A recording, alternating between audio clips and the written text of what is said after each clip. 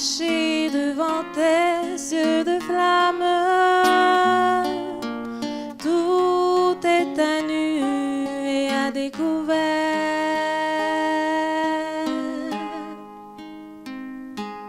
Parle-moi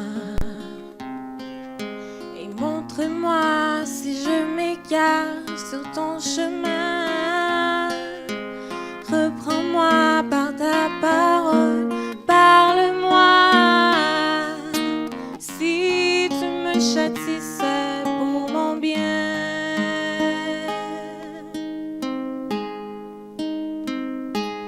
Parle-moi, reprends-moi lorsque je commets un faux pas. C'est vrai que je reconnais quelquefois, je m'excuse, je suis un peu perdue et maladroite.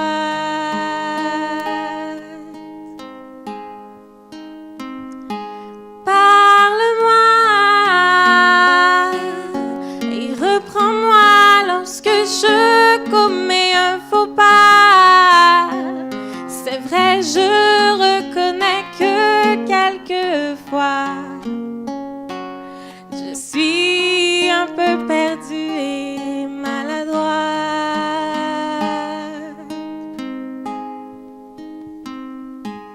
Parle-moi et montre-moi comment rester droit dans tes voies.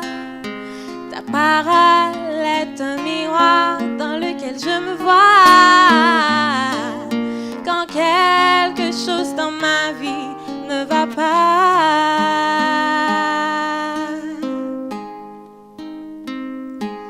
parle-moi, fais-moi retrouver cette joie de vivre. Donne-moi ces ailes pour te suivre. Je ne veux plus être freinée sur ton chemin. Parle-moi et ne me laisse pas dans ce silence. J'ai besoin de ressentir ta présence et d'entendre ta voix comme avant.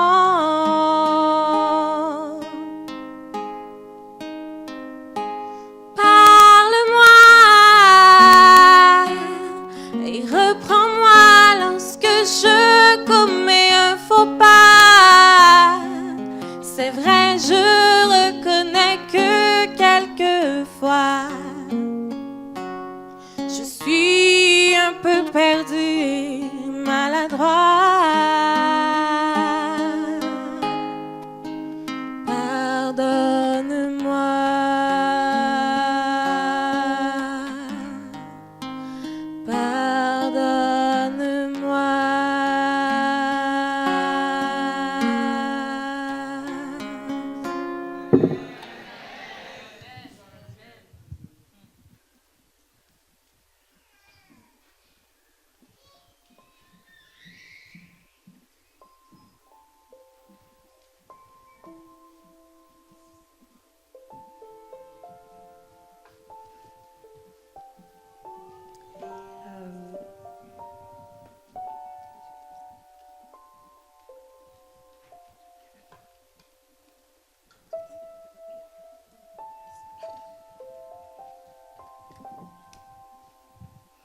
Courbons la tête sensiblement pour la prière. Éternel, notre Dieu, notre Père, nous te disons merci pour ton amour envers chacun de nous. Tu nous as permis de passer une semaine en bien à l'ombre de tes ailes.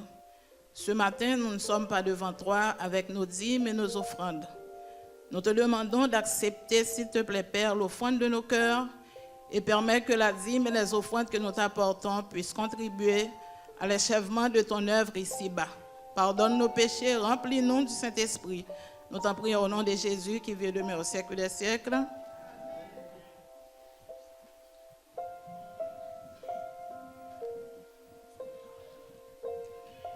Et maintenant, nous allons vous présenter un hommage par le frère Samuel.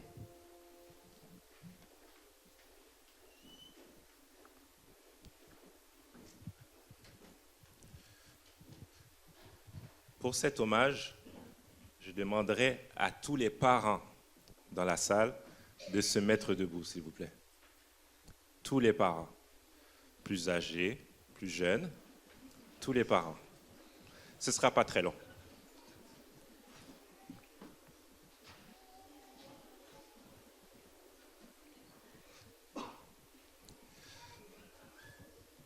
Le département de la famille et de la jeunesse, on a un petit message d'amour pour vous. Chers parents, nous voulons prendre le temps de vous dire à quel point nous aimons. Et nous voulons dire que si nous pas là, nous pas à plat tout. Nous désirons vous faire part de notre appréciation. Parce que vous avez fait tant de sacrifices pour vos enfants et alentour de vous. Il y a des moments où personne ne vous remarque, où personne ne vous regarde.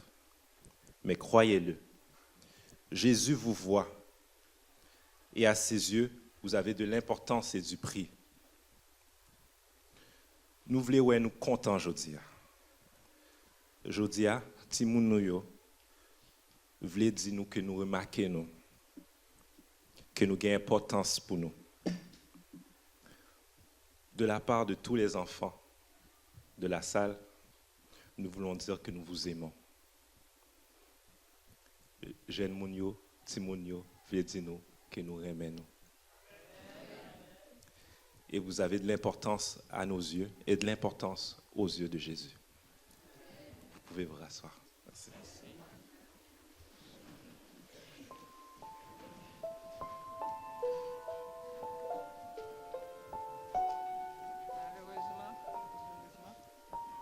Nos amis, nos visiteurs non adventistes qui nous visitent aujourd'hui. Aujourd'hui, l'église est remplie. Voyez-vous? Et je remercie le Seigneur pour cela. D'autant plus c'est un sabbat spécial réservé à nos jeunes et aux foyers chrétiens. Alors, chers visiteurs non adventistes, voulez-vous vous lever? On aimerait vous voir. Peut-être vous étiez debout tout à l'heure, mais ça prend un petit effort parce qu'on aimerait encore vous saluer d'une façon spéciale. Est-ce qu'il y a des visiteurs non adventistes parmi nous aujourd'hui qui se mettent debout? Nous sommes contents.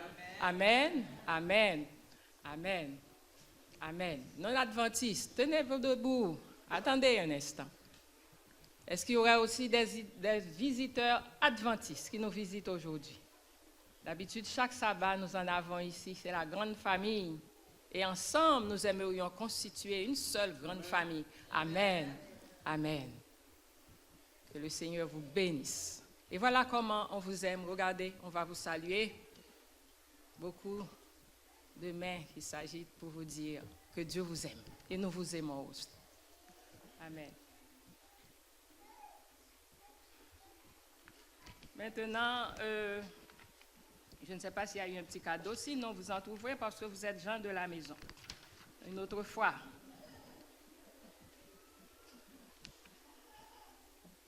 C'est le moment maintenant de passer,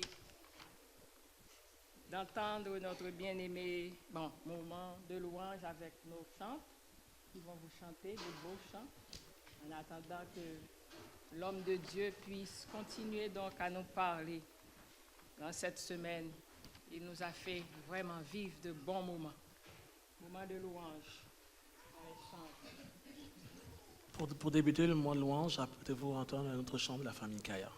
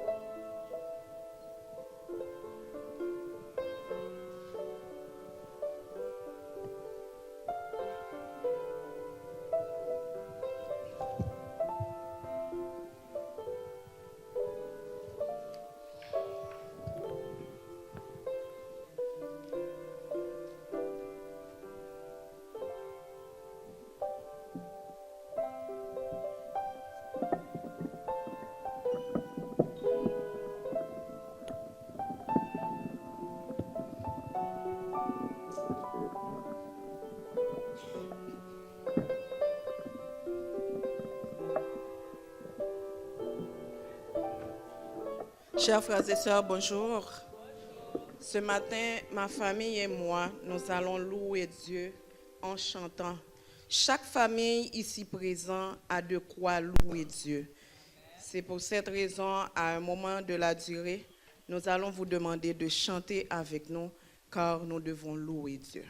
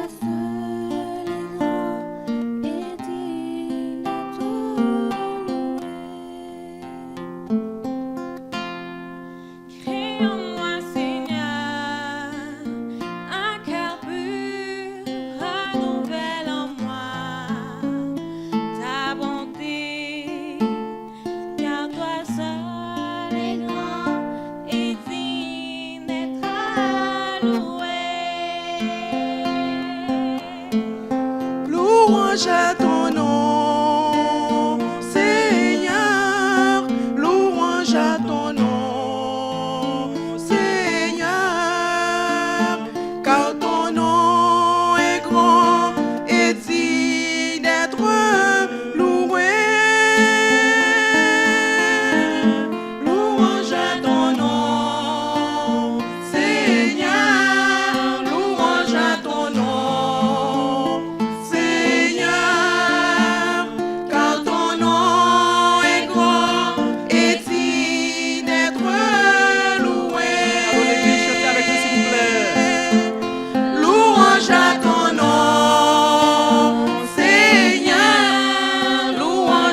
nom, Seigneur.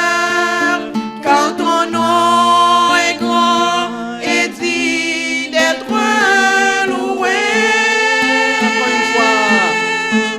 Louange à ton nom, Seigneur. Louange à ton nom.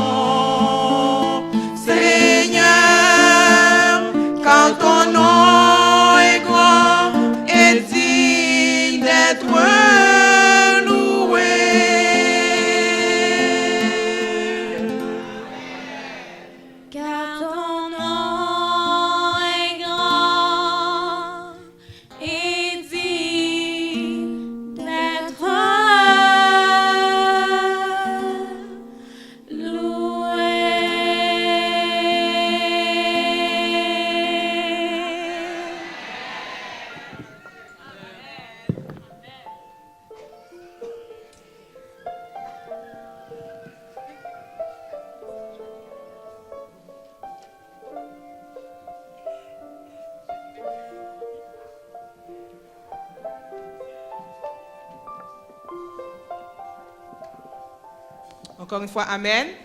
Amen. Chère famille de Saint-Léonard, avez-vous l'assurance d'être sauvés? Encore une fois, famille de Saint-Léonard, avez-vous l'assurance d'être sauvés? Amen. Je vous invite à vous mettre debout et chanter avec force et puissance. Quelle assurance, je suis sauvé. Quel avant-goût du ciel m'est donné. Et ce sera tout de suite enchaîné de le nom de Jésus est si doux. Air populaire numéro 520 par la suite.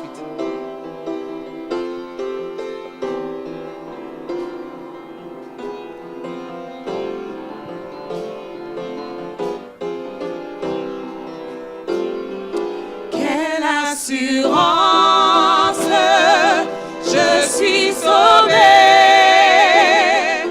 Quel avant-goût du ciel m'est donné. Et de l'esprit baptisé.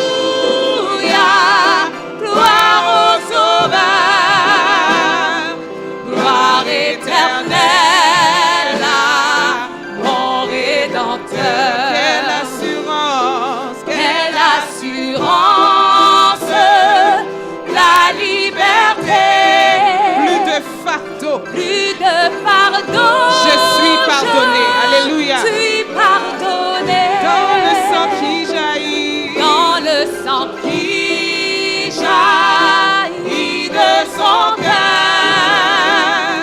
Je suis plongé, c'est pour le pécheur.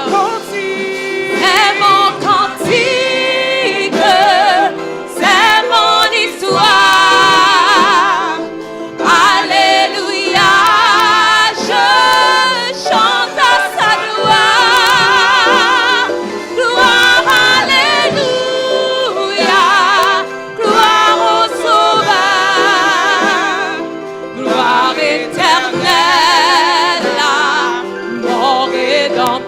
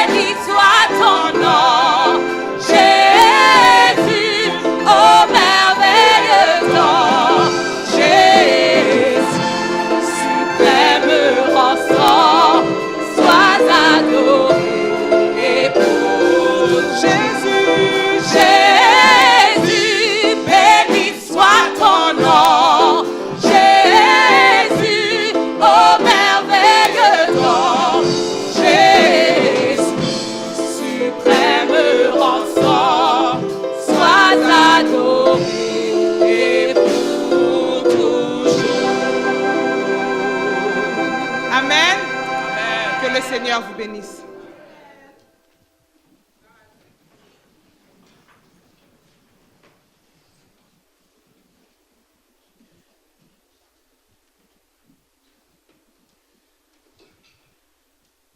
Bien-aimés frères et sœurs, que la grâce et la paix de Jésus-Christ, notre Seigneur, soient avec vous tous. Amen. Nous sommes très contents d'être avec vous encore ce matin. Nous bénissons le Seigneur pour le privilège de pouvoir ouvrir la Bible avec vous ce matin pour manger le pain du jour. Sabbat dernier, nous avons ensemble vu la famille sous un autre angle et nous avons compris que ce que Dieu a fait par la grâce, il a fait que nous tous, nous devenions des sacrificateurs, des rois et des prophètes pour que nous puissions non seulement nous présenter devant lui sans aucun sentiment d'infériorité, de honte, de culpabilité, que nous puissions venir devant lui avec assurance, parce qu'il est notre Père. Tous ceux qui l'ont reçu, il a donné le pouvoir de devenir enfants de Dieu. Et puisque nous sommes enfants, nous pouvons nous présenter devant notre Père sans aucun sentiment d'infériorité. C'est ce que la croix a fait pour nous. Et quand nous sommes en présence de notre Père, nous sortons avec une parole. Cette parole, c'est la réponse à notre problème. Cette parole, c'est la solution. Et cette parole, nous devons sortir pour parler la parole. Parler la parole sur la maladie, parler la parole sur la montagne, parler la parole sur le problème pour transporter cette montagne jusqu'au fond de la mer. Et ensuite, nous avons compris que nous sommes rois. Un roi domine par sa parole. Vous devez savoir que Dieu a mis sa parole dans votre bouche pour pouvoir régner. Vous régnez sur les démons. Vous régnez sur les problèmes.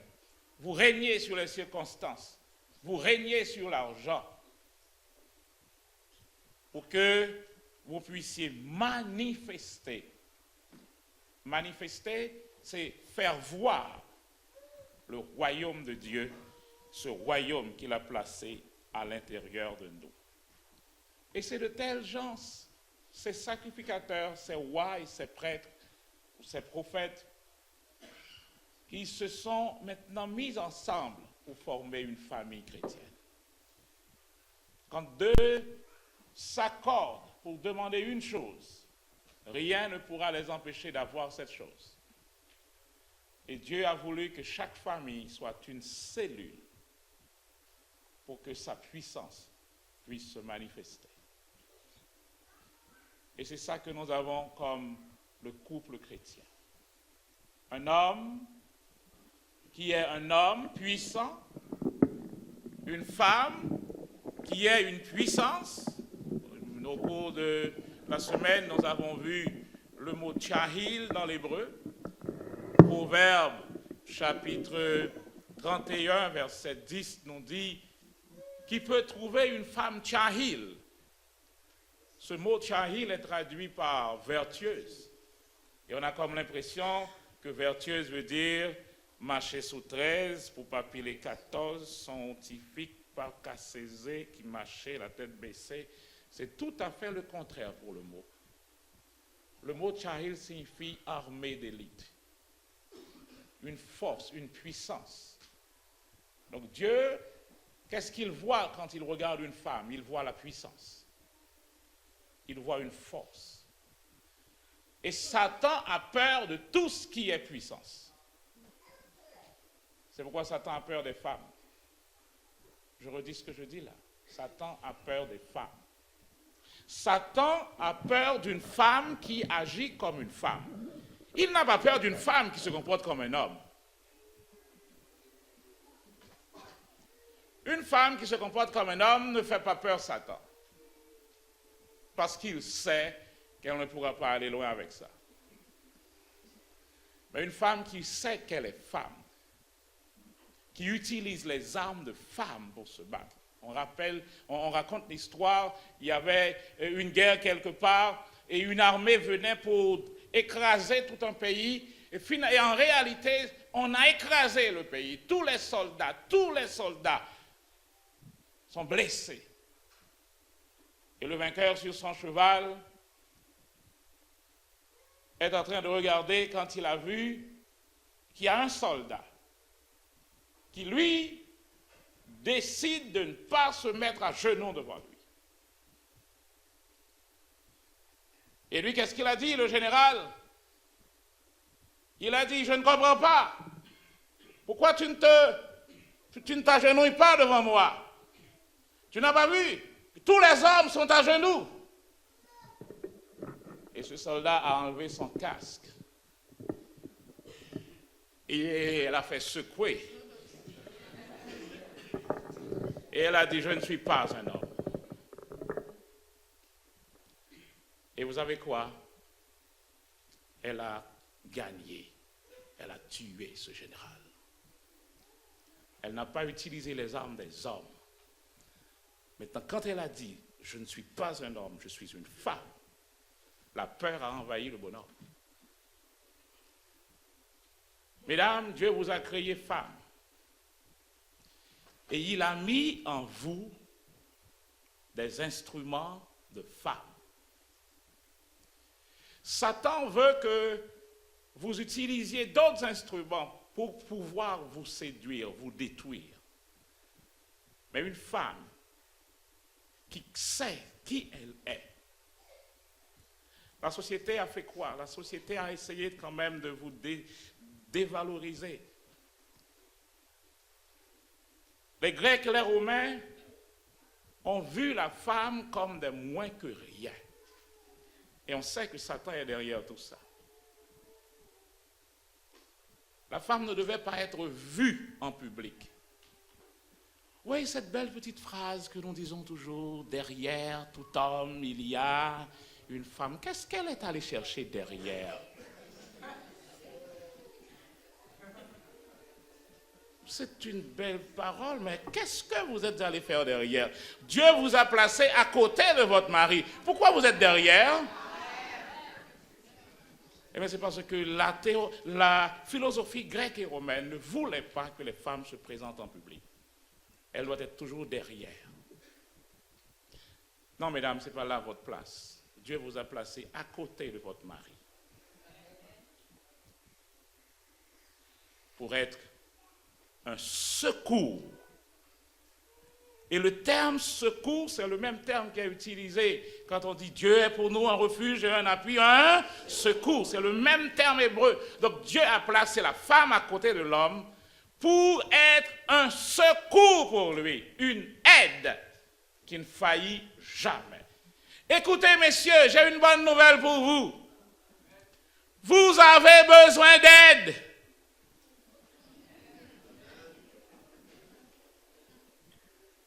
Savez-vous qui a dit ça? Dieu, et avant le péché. C'est parce que Dieu sait, messieurs, que vous avez vraiment besoin d'aide. Mesdames, Dieu vous a créé comme une aide. Je vous l'ai dit déjà, le travail du diable, c'est de prendre tout ce que Dieu a fait, d'essayer de tordre cela, d'essayer de barrer la lumière pour que vous n'ayez pas la révélation. Quand Dieu dit aide, un père m'a dit, oui, moi je ne vais pas élever ma fille pour que ma fille devienne une béquille pour un homme. Dieu a dit qu'elle a une aide, vous-même vous dites qu'elle a une béquille. C'est parce qu'on n'a pas compris exactement ce que Dieu a fait. Donc jeunes gens, jeunes filles, avant de vous marier, prenez le temps de vous asseoir dans la parole de Dieu pour connaître ce que Dieu veut en réalité.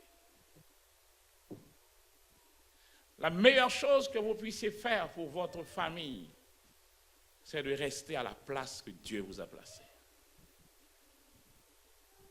Si vous êtes à votre place, vous trouvez votre grâce et toute votre famille va en bénéficier. Mais quand vous n'êtes pas à votre place, vous perdez votre grâce et vous tombez sur votre face.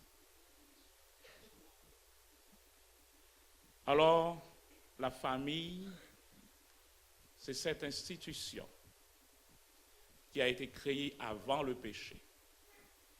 Que le péché est venu pour détruire.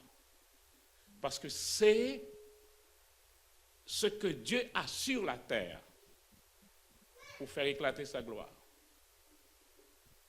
Un homme et une femme ensemble, c'est la gloire de Dieu. Jésus est allé au mariage et quand Jésus a fait le miracle, et maintenant il a dit, la gloire de Dieu se manifesta. Et c'est cette famille qui va recevoir le privilège de pouvoir dire, maintenant j'ai créé un homme à mon image et à ma ressemblance. Adam va dire, maintenant j'ai fait un homme à mon image. Dieu a placé l'homme à un degré que tout ce que lui, il peut faire, il donne à l'homme le pouvoir de faire aussi la même chose. Et la Bible me dit que Dieu allait choisir Abraham. Parce qu'il a dit, Abraham deviendra grand. Abraham deviendra une nation puissante. Un homme, une nation. Et toutes les familles de la terre seront bénies en lui. Mais je l'ai choisi parce que cet homme, il y a quelque chose de particulier. C'est quelqu'un qui va ordonner à ses fils et à sa maison de garder la voie de l'Éternel. Souvent quand nous disons Dieu d'Abraham, Dieu d'Isaac, Dieu de Jacob, c'est ce texte-là qui montre que ce qu'Abraham a su, il l'a enseigné à son fils. Et son fils va enseigner à son fils et de génération en génération. Donc Dieu a dit que Abraham, c'est quelqu'un qui va ordonner à ses fils et à sa maison, après lui, de rester dans la voie de l'Éternel, de pratiquer la justice. C'est pourquoi il l'a choisi. Frères et sœurs bien-aimés, vous êtes devenus des parents. Ce message, je l'ai déjà prêché ici à Saint-Léonard, je me souviens. Maintenant, un professeur revient sur un cours parce que c'est important pour pouvoir faire sortir des choses. Des fois, vous écoutez quelque chose, mais à force de réécouter, vous allez dire, mais je n'avais pas entendu ça déjà. C'est pourquoi le texte dit, la foi vient de ce qu'on entend. Remarquez, ce n'est pas de ce qu'on avait entendu, de ce qu'on entend de façon régulière. Et de ce qu'on entend de la parole de Christ. Ce matin, j'ai vu avec joie beaucoup de parents dans cette église. Les parents se sont mis debout pour recevoir l'hommage de leurs enfants. C'est merveilleux. Maintenant, pourquoi êtes-vous parents? Genèse 44, 34 dit, « Comment pourrais-je remonter vers mon père si l'enfant n'est pas avec moi? » Parents, vous avez la responsabilité et la joie d'avoir des enfants dans votre maison.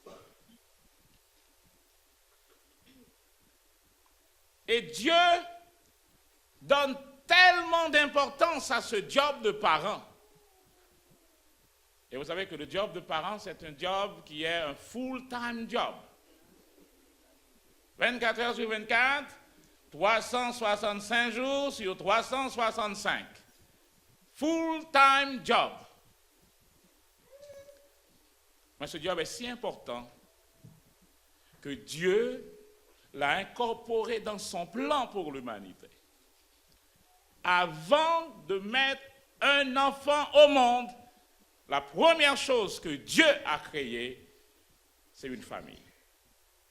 Adam et Ève étaient déjà là comme le berceau pour recevoir le tout premier bébé. Son nom était déjà Caïn, classe enfantine faible. Dieu a choisi d'envoyer son propre fils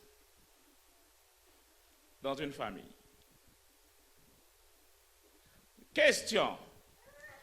Pensez-vous que Jésus était un enfant comme tout autre enfant? Je vois une belle boloco là. Pensez-vous que Jésus était un enfant comme les autres enfants?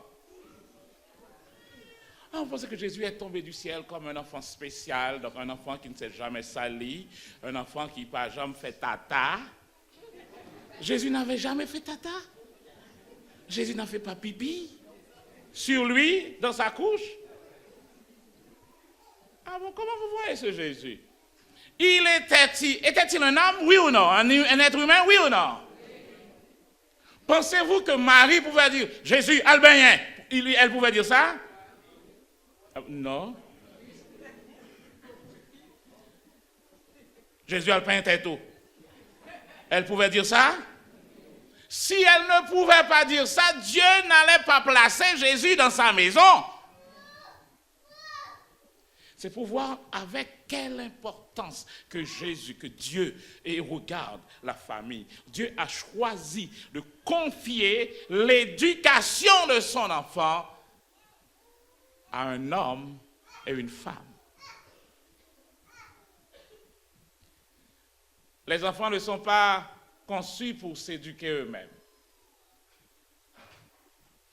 Parents, un enfant n'est pas fait pour savoir lui-même quoi faire. Quand il deviendra vieux, adulte, un jeune, il pourra lui-même prendre des décisions, mais pendant qu'il est enfant, la responsabilité de l'instruire revient à ses parents. Instruit l'enfant selon la voie qu'il doit suivre, et quand il deviendra vieux, il ne s'en détournera pas. Ça se cache. Donc il y a des responsabilités dans l'affaire. Psaume 127, verset 3 dit, voici, des fils sont un héritage de l'Éternel. Le fruit des entrailles est une récompense.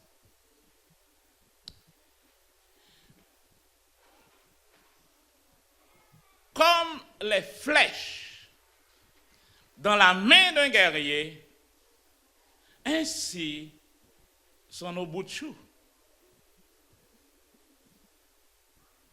Maman, papa, vos enfants sont des flèches que vous avez dans vos mains. La Bible dit, Psaume 127, verset 4, voici comme les flèches dans la main d'un guerrier, ainsi sont les fils de la jeunesse. Vos enfants, vos fils sont des flèches. Donc, votre travail, c'est de pouvoir aiguiser cette flèche, préparer cette flèche, et ensuite la lâcher. Maman qui comprend, petit tu après ta tout le temps, nous gâtons petits garçons pour venir être un célibataire rassis dans cas là, nous ballons série de défauts pour pas nous l'autre fille pas faire ça pour lui. Suspendre ça dans l'église là. Amen. Créole parler, créole comprendre. Ils sont conçus pour être lancés. Maintenant, le problème, c'est où est-ce que vous allez les lancer, les lâcher.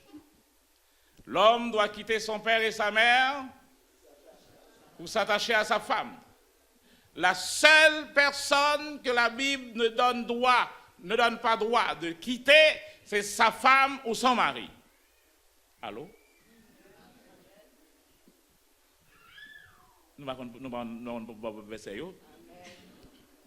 L'homme quittera son père et sa mère.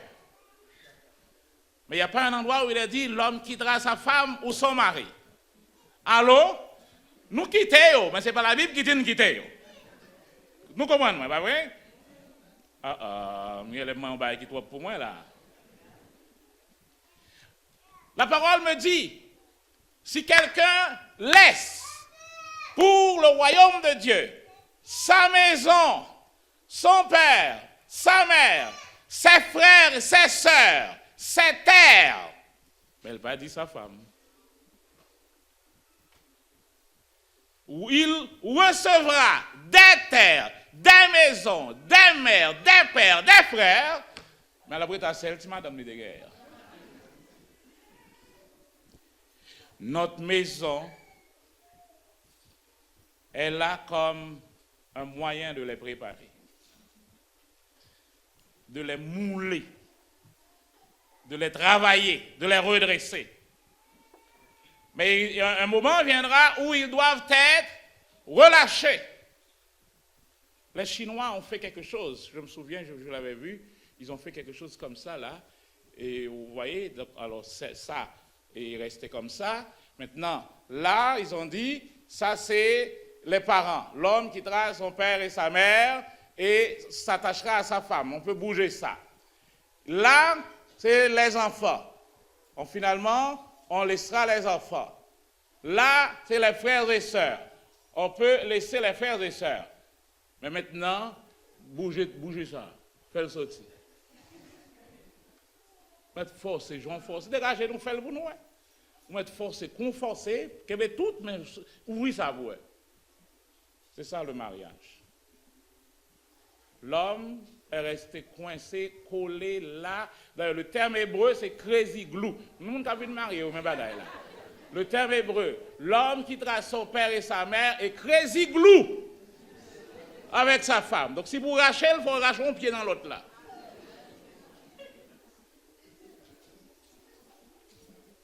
Bon. Donc nos enfants ont été conçus pour avoir un impact sur le monde.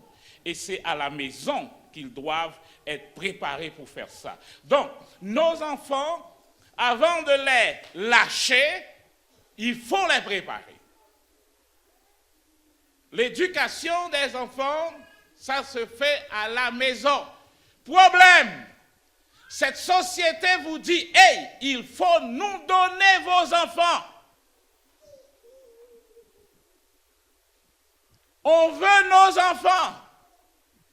C'est pourquoi maintenant, d'accord, oui, il faut maintenant que les femmes laissent la maison pour aller travailler. C'est très bien. Mais sauf que, quand la femme est sortie, autrefois la femme était là pour l'éducation des enfants.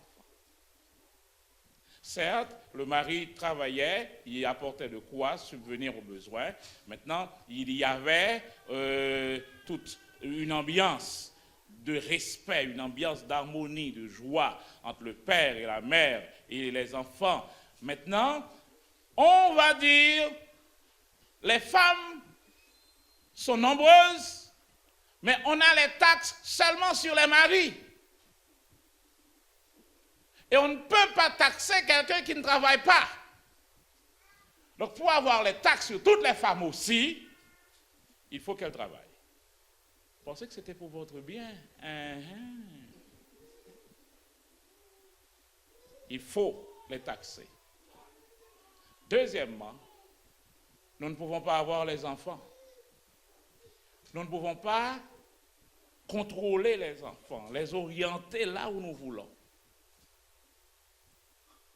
Donc, si les femmes doivent aller travailler, nous aurons les enfants à l'école. C'est les deux objectifs. Oui, l'émancipation de la femme. Quand on va questionner les vrais instigateurs de cela, on trouve les deux raisons. C'est pour pouvoir les taxer et ensuite pour avoir accès aux enfants. Parce que la sécurité d'un enfant, c'est ses parents. Et aujourd'hui, on va beaucoup plus, on va plus loin encore. Et nous ne regardons pas. Quand vous regardez à l'école, vous regardez des voix, on va voir que, je l'avais dit samedi dernier, même dans les programmes de l'éducation, maintenant on commence à dire, dès le jeune âge, dès la maternelle, il faut commencer par apprendre à l'enfant tout ce qu'il y a de façon sexuelle, parce que l'enfant est un être sexué, donc il doit savoir tout. Ce que nous prenions le temps pour bien arranger, pour lui dire au temps voulu, maintenant on dit, on doit le dire ça maintenant même. Et en dessous du programme, regardez, en dessous du programme, vous allez voir un petit caractère, LGBT. Donc, ils veulent prendre l'éducation de nos enfants, faire l'éducation sexuelle de nos enfants pour nous. Mais nous n'avons pas de temps. Ils veulent faire l'éducation de nos enfants pour nous. Alors, ces enfants, on doit les lâcher. Qu'est-ce qu'ils ont comme information avant de pouvoir les lâcher? Frères et sœurs bien-aimés, il est important pour nous aujourd'hui de réfléchir sur ces sujets avant de libérer nos enfants qui doivent avoir un impact sur le monde. C'est pourquoi nous prenons le temps pour les former. Nous ne voulons pas les lâcher tout simplement, juste lâcher. Imaginez que vous fermez vos yeux et vous tirez une flèche et vous la lâchez. Où est-ce que vous lâchez cette flèche? C'est ce qui arrive souvent avec beaucoup de nos familles. Oui, nous voulons que les enfants nous donnent l'espace, mais vous les lâchez. Où est-ce que vous les lâchez? Il est donc important pour nous de comprendre l'importance d'être un parent. Il faut qu'il croisse et que je diminue. C'est ce que Jean-Baptiste disait en parlant de Jésus. Mais chaque fois que vous regardez vos enfants, savez-vous que c'est la même chose qui va se passer? Vous devez les laisser grandir. Mais comment vous vous préparez pour cela? Instruire l'enfant selon la voie qu'il doit suivre. Oui, mais pasteur, me faire le son à Timoun, non. Oui, mais pasteur, nous prions, les petits bouts, c'est l'église là, le fait, chaque jour. Là, vous avez un enfant religieux. Mais est-ce que vous avez un enfant qui est instruit selon la voie qu'il doit suivre? Ne lisez pas la Bible juste pour lire la Bible, pour dire, bon, ok, mais ça veut dire. Prenons le temps de voir la chose. Instruis l'enfant selon la voie, le chemin. Et la Bible nous donne une garantie. Quand cet enfant connaît ce chemin, quand cet enfant connaît cette voie, la garantie de la Bible, il ne s'en détournera pas. Et Jésus est venu pour dire, je vais vous faciliter la tâche, parents. Je suis le chemin.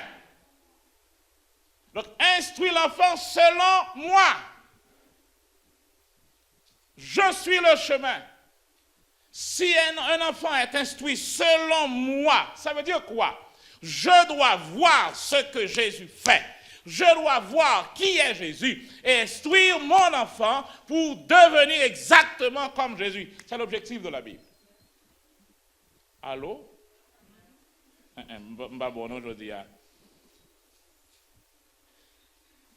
Éphésiens 6, premier dit, enfants,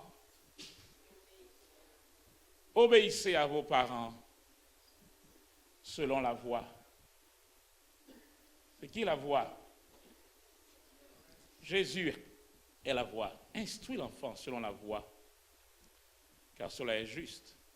Honore ton père et ta mère. C'est le premier commandement avec une promesse. Quelle est cette promesse? Afin que tu sois heureux et que tu vives longtemps sur la terre. Hey, jeunes gens, aujourd'hui c'est un sabbat de jeunesse, un sabbat des jeunes. Jeunes, voilà comment vivre longtemps sur la terre. Quand vous honorez votre père, vous honorez votre mère, vous le faites bien. Et s'il arrive un moment où vous voyez que la mort vient, vous pouvez dire à la mort, écoutez, moi, j'ai honoré mon père, j'ai honoré ma mère, et d'après la promesse, Éphésiens 6 premier, je dois vivre longtemps sur la terre. La mort à l'école, on peut aller.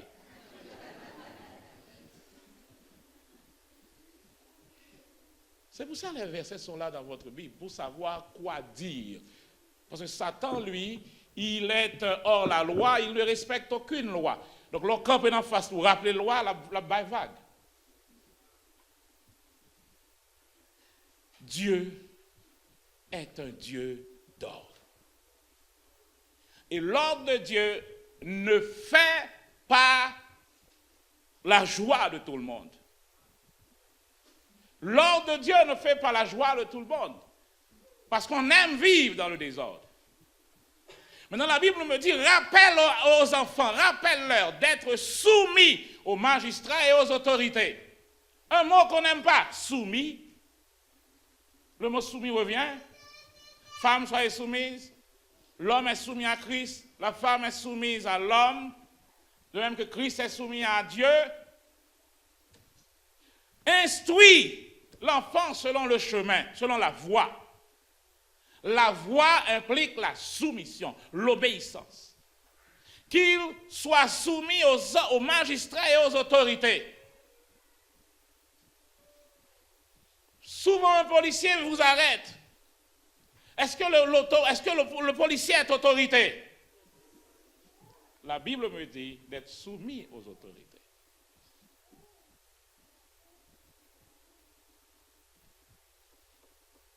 Monsieur, et laissez-moi voir votre licence. Ça me fait. Je ne vais pas faire rien. Je ne vais pas faire licence. Vous devez faire quoi tout simplement? Oui, mais pourquoi dois-je donner la licence? Qu'est-ce que j'ai fait? Je ne vais pas faire rien. Je ne vais pas faire licence. Oui, je sais. C'est parce que je suis noir. Pas bien ça du tout la donne.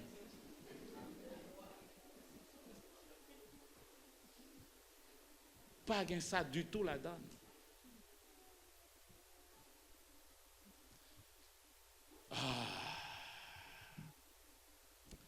Ne renverse jamais une borne établie par Dieu. Dieu a établi des bornes dans la famille. L'homme a des bornes. Dieu dit, l'homme doit faire les choses comme Christ. L'homme ne fait pas tout à sa façon, comme Christ. La femme fait les choses selon les limites que Dieu a établies. Les enfants, idem. Ne renverse pas une borne établie par Dieu. Ecclésiaste 18 dit, celui qui creuse une fosse, il tombera, et celui qui renverse une muraille sera mordu par un serpent. Jeunes gens, jeunes filles, combien de murailles vous renversez dans votre vie? Des murailles de votre sécurité. Des balises établies pour votre sécurité. Vous les renversez, vous partez. Et le texte dit, vous serez mordu par un serpent. Vous avez oublié ça. Seigneur, qu'est-ce que tu m'as fait comme ça? Retourne dans Ecclésiaste 10, verset 8, pour voir là où tu es. Est-ce que ce n'est pas une muraille que tu as renversée pour être là?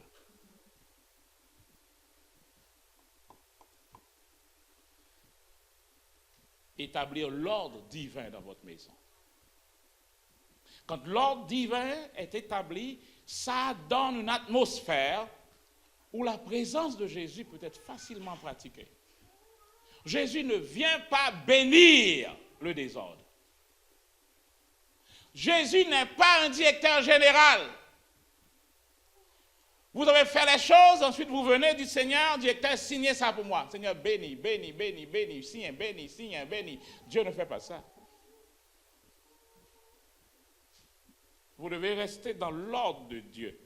Lorsque nous établissons l'ordre divin dans notre maison, dans notre église, ça donne une atmosphère où Jésus se sent à l'aise, où le Saint-Esprit sent qu'il est facile de travailler ici.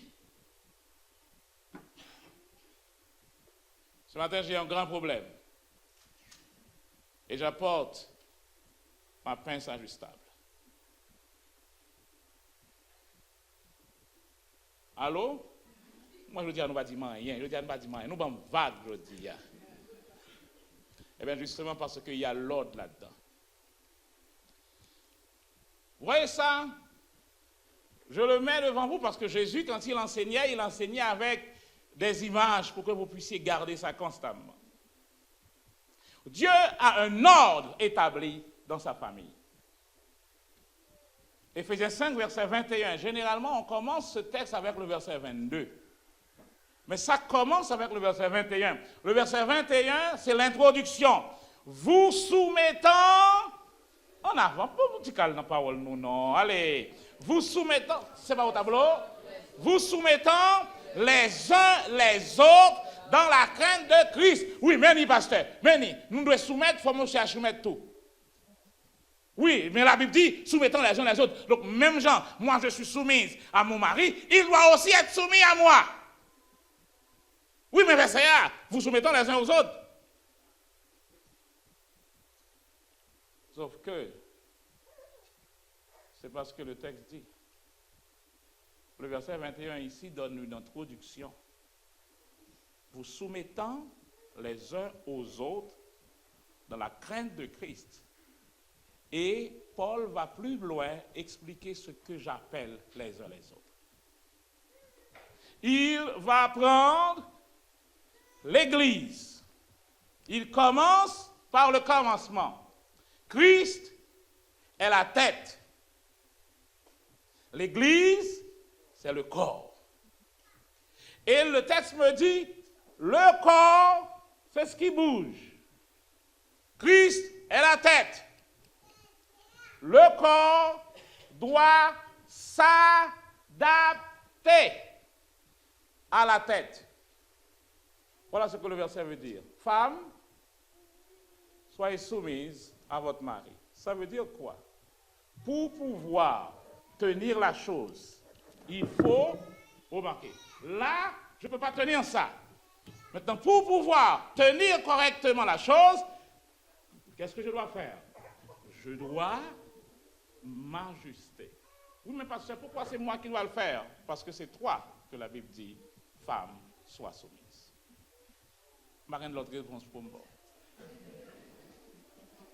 Pour qui ça me pas connaît? Qu'est-ce que le texte dit? Femme, adapte-toi à ton mari. Et là, on va soulever ce micro, ensemble.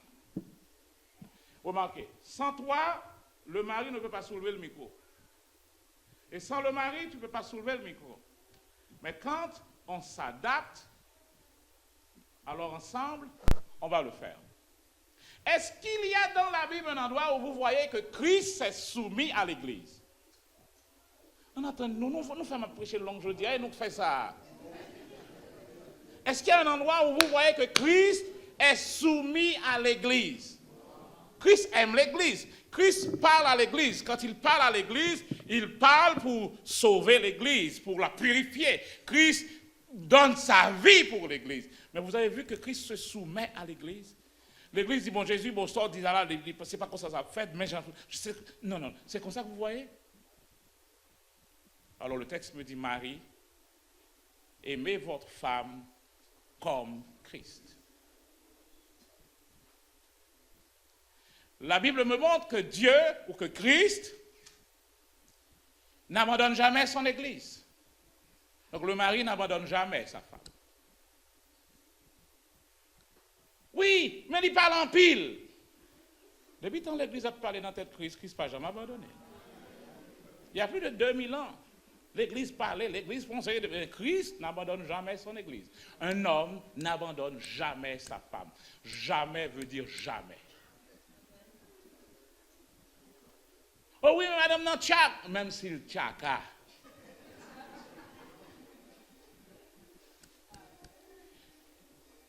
Christ ne force jamais l'Église. Un homme ne force jamais sa femme. Et la Bible me montre que Christ intercède constamment pour l'Église. Donc il y a trois choses. L'homme n'abandonne jamais sa femme. L'homme ne force jamais sa femme. Messieurs, écoutez, vous ne forcez jamais votre femme. Ne prenez pas un verset pour dire à la femme, madame, tu dois être soumise, c'est pas ton droit.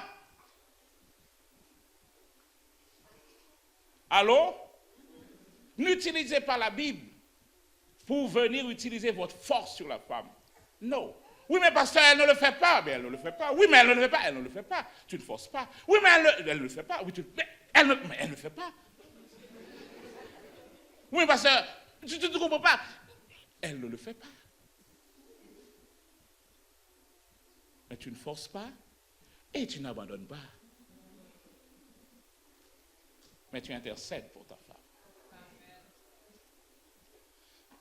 Donc, on avait vu ça le sabbat soir, sabbat après-midi. La soumission, c'est ce qui met Satan dehors du ciel. Et la soumission, c'est ce qui fait que Jésus est venu sur la terre pour nous sauver. Satan ne veut pas se soumettre. Il entre dans la rébellion. Et la Bible me dit, Dieu résiste aux orgueilleux. Mais Jésus dit, je suis venu pour faire non ma volonté, mais ta volonté. Père, s'il est possible que cette coupe s'éloigne de moi, toutefois, non pas ce que je veux, mais ce que tu veux. Hey, ma paix c'est là. Enfants, obéissez à vos parents. Le parent est là. Qui doit s'adapter? Le parent ou l'enfant? Qui s'adapte? L'enfant ou le parent? Vous ne m'entendez, non? Oui, mais l'ordre que le père a donné, ce n'est pas un bon ordre. Je fais quoi maintenant? L'ordre n'est pas un bon. Qu'est-ce que je fais? Enfant, adaptez-vous à votre papa, à votre maman. Adaptez-vous. Agar est enceinte. Sarah commence à la maltraiter. OK? Donc, quand Sarah maltraite Agar, d'ailleurs, il a dit à Abraham, ça, il dit à Abraham, contre quoi, oui, madame, ça finance cette là, il vient comprendre qu'on n'y a pas de cabelli, il fait salve la avec, Abraham dit, c'est pour vous, maîtresse c'est pour vous. Il va dire, c'est madame moi, non, hey! Il va dire, c'est madame, non, il dit pas madame moi, non. C'est servant tout, fait sauve la avec. C'est petit maintenant, on dit, ok, mais c'est où que tu voulais le comme ça? Fait sauve la avec. Et Sarah s'en va et elle commence par maltraiter Agar. Et voilà que Agar est partie. Oh oui, je ne peux pas rester dans cette maison. Ici, on me fait n'importe quoi. Agar est partie. Et la voilà dans le désert. Un ange est venu dire à Agar, qu'est-ce que tu as? Agar est enceinte, elle pleure. Et l'ange dit à Agar, retourne chez la servante, chez Sarah, et soumets-toi.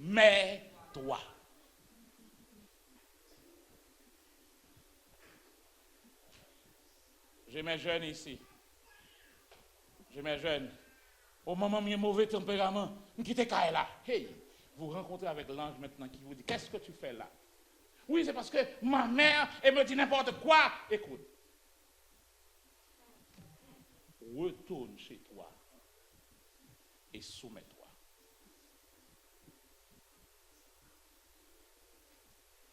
Allô? Me dis non, message moi en pas belle jodi. Me dis nous ça. Donc ça vient faire me pas paix aucun nan nous là, pas peine. Pas peine non pour me dire causer aller là. Retourne dans la maison. Jeune, tu as 14 ans, tu as 15 ans. Tu as besoin de la protection de tes parents. Et maintenant, tu es parti parce que, oui, j'ai des droits. Eh bien, quand vous avez des droits? Oui, vous avez des droits. Mais que faites-vous de vos devoirs? Votre devoir, c'est de vous soumettre. Qui vous a dit que si maman donne mauvaise parole, ou j'ai campé en face pour dire telle réponse? Qui vous a dit de faire ça? Vous pouvez vous déplacer. Vous pouvez vous déplacer, vous n'avez pas besoin de camper une face avec maman. Soumets-toi. Maître, serviteur, si vous allez prendre ce monsieur comme votre boss, ça veut dire que vous devez vous soumettre au boss. vous êtes allé au travail, et voilà que moi je suis adventiste du 7e jour, et je suis venu, mais vous savez que là, à midi, il faut que je prie, le boss ne peut pas m'empêcher de prier. Révoqué. Vous devez vous soumettre à votre boss. Oh, vous allez coller des papiers sur le sabbat dans tout le travail, et après vous codez même matin. C'est pas persécution. Oui, non, on ne vous persécute pas. C'est pas la persécution. C'est parce que vous ne vous soumettez pas aux ordres établis par le travail. Anciens, jeunes. La Bible me dit que les jeunes soient soumis aux anciens. Oh oui, à l'église, et on est un en Jésus-Christ, donc, non, écoutez, vous êtes un en Jésus-Christ, il n'y a pas de problème dans ça, vous êtes un en Jésus-Christ, mais quand vous entrez ici à l'église, il y a un ordre établi. Et le texte me dit, jeunes, honorez les anciens, soumettez-vous aux anciens, parce qu'ils ont un travail à faire, ils ont une responsabilité. Donc, et si vous ne vous soumettez pas, leur onction ne peut pas vous protéger. Dieu n'agit pas dans la rébellion. Et quand Dieu a déjà établi quelqu'un, cette parole qui est là où l'ordre est établi, Dieu respecte cet ordre. Abraham, c'est l'homme de Dieu. Il y a une parole sur Abraham. Abraham a menti. Qui est-ce que Dieu va appeler pour prier pour l'homme qui est malade parce qu'Abraham a menti? Qui? Abraham, parce que dans l'ordre de Dieu, c'est seul Abraham qui est là.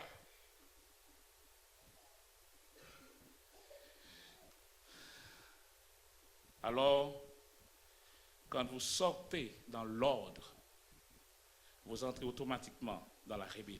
Et Dieu n'est pas un Dieu de désordre, mais il est un Dieu d'ordre. Donc un enfant obéit à ses parents. Parents, quand vous avez les enfants dans vos mains, vous avez à montrer à ces enfants la relation qu'il y a entre Jésus et l'Église aussi. Donc la relation de Jésus progresse aussi dans votre façon d'éduquer votre enfant. L'enfant doit apprendre à obéir à ses parents parce que plus tard, le parent va s'éclipser pour que Jésus puisse apparaître. Et la Bible dit, comme un père a compassion de ses enfants, donc un enfant qui apprend à ne pas respecter son père ne pourra pas non plus respecter Jésus, même sous les toutes versets au bal. Parce qu'un enfant dans la mosaïque voit son père comme Dieu. Je reprends ce que je dis. Dans la mosaïque de petit bébé là, sa mère, c'est Dieu pour elle. Pour lui, pour elle, pour lui, pour lui. Son père, c'est Dieu. Et cet enfant a la foi que Jésus veut que vous ayez. Si vous ayez la foi comme le petit enfant. Son père vient dire, chérie, on va à Walt Disney demain. Il ne dit pas si papa travaille, si le papa travaille, seulement ça le connaît. La bonne exode de Walt dit, nous parlons Walt Disney demain. Papa me dit ça. Il finit avant. C'est la foi, ça, que bon Dieu voulait nous gagner. La foi comme un enfant. Donc, un enfant obéit à ses parents. Un enfant obéissant est un enfant heureux. Ça prend plus d'énergie, plus d'effort pour être désobéissant. Et là, vous gaspillez toute votre énergie dans votre colère. Mais un enfant qui sait exactement là où il doit aller, il n'a pas de problème. Il connaît ses limites, c'est un enfant heureux. Je sais que je ne peux pas dépasser ça. Maintenant, dans toutes ses limites, il est heureux. Il est heureux. Maintenant, regardez. Un enfant peut ne pas aimer l'ordre que le père lui donne. Mais si le père ne donne jamais d'ordre, si le père ne donne jamais de limite, plus tard l'enfant dira, papa me dit que je vais faire ça. Et ça va lui faire beaucoup plus de mal.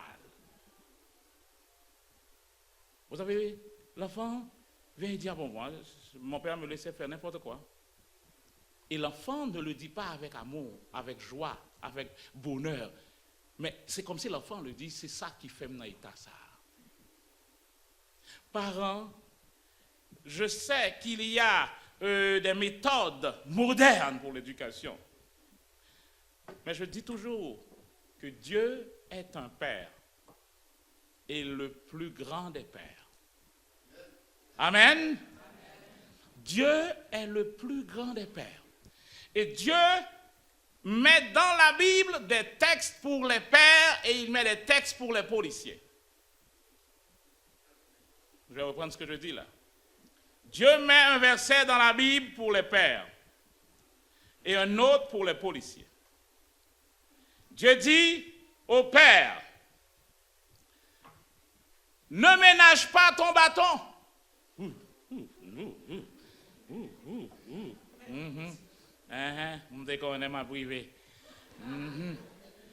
Ne ménage pas ton bâton. Et il dit au policier, le bâton que le policier porte là, c'est pas poubelle toile. On va parler langue baléa. L'épée que vous voyez entre les mains du magistrat, c'est pas pour rien qu'il porte cette épée. Son bâton est là pour les vagabonds. Si un enfant n'est pas éduqué à la maison, parce que la Bible dit, la folie est attachée au cœur de l'enfant. La verge et la correction donnent la sagesse. Mais l'enfant livré à lui-même fait honte à sa mère. Proverbe 23, 13. N'épargne pas la correction à l'enfant. Si tu le frappes de la verge, il ne mourra pas. C'est pourquoi Dieu met plus de chair dans les fesses.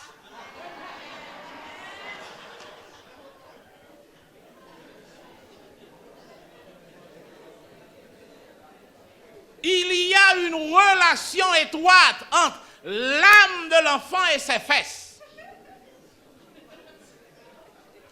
La folie est attachée au cœur de l'enfant, dit la Bible. Mais le bâton de la correction enlève cette folie. Oui, je sais, la psychologie viendra pour vous dire, oui. Écoutez, un parent est venu me dire, oui, vous savez, ce verset, c'est l'exception qui fait la règle. Il est avocat, lui. C'est l'exception qui fait la règle. Moi, je ne bats pas mes enfants. Je n'ai pas de problème. Non, mais vous savez, cet enfant dont il parle là, vous savez l'habitude, ok, un mouton et un cochon. Savez-vous la différence qu'il y a entre les deux? Pour un mouton, on veut prendre le mouton ici pour le mettre devant la porte. Le berger fait quoi? Il dit au mouton, on va devant la porte. Et il commence à marcher, le mouton le suit. Quand vous dites l'Éternel est mon berger, je ne manquerai de rien, ça veut dire quoi? Quand l'Éternel prend devant, vous-même, vous le suivez. Amen ou pas amen? Amen. Mais pour un cochon, c'est différent. Pour un cochon, je dois, mettre une corde dans sa tête. Deuxièmement, je dois le tirer, le traîner. Et lui là, il won, je ne vais pas aller, il won. Et cet enfant dans la voiture, le père me dit, moi je ne bats pas mon enfant, et le père lui dit de faire quelque chose, c'est exactement ce que j'entends. Moi je ne le bats pas, d'accord, vous ne me battez pas, d'accord. C'est exactement ça. Je vais reprendre ce que j'avais dit au départ. Tout ce que Dieu fait, Satan va entrer pour le déformer. La Bible ne dit pas, prends-tu mon lever l'eau les têtes, tout frapper la terre.